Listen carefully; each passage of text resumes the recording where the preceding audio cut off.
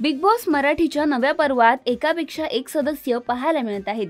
तर हे सगळेच टास्क दरम्यान पूर्णपणे मेहनत घेत टास्क जिंकण्याचा प्रयत्न करतात।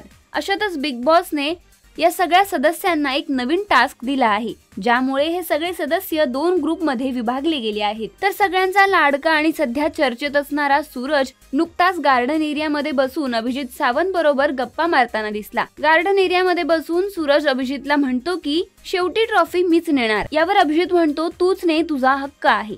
सूरज म्हणतो मीच नेणार, यांना कोणाला हात नाही लावू देणार। शेवटी आलोय आणि शेवटी जाणार, ते पण हातात ट्रॉफी घेऊन। पुढे सूरज म्हणतो की ट्रॉफी घेतल्यानंतर आधी मी खंडोबाला जाणार माझ्या पप्पांकडे, नंतर आई मरी माता, इच्छा पूर्ण होऊ दे, ओम नमः शिवाय, असं सूरज अभिजितला म्हणतो। तर यावर अभिजित म्हणतो होऊ दे तुझी इच्छा पूर्ण, आम्हाला पण आनंद होईल। तर पुढे सूरज त्याच्या स्टाईल मध्ये बोलतो, आता मी यांना असा नडतो की परत म्हणतील बारीक आहे पण बेकार आहे। त्यामुळे आता या टास्क दरम्यान कोणता ग्रुप बाजी मारणार हे पाहणं रंजक ठरणार आहे। तर तुमच्या मध्ये या पर्वातील कोणता सदस्य ट्रॉफी घेऊन जाणार हे आम्हाला कमेंट करून नक्की कळवा।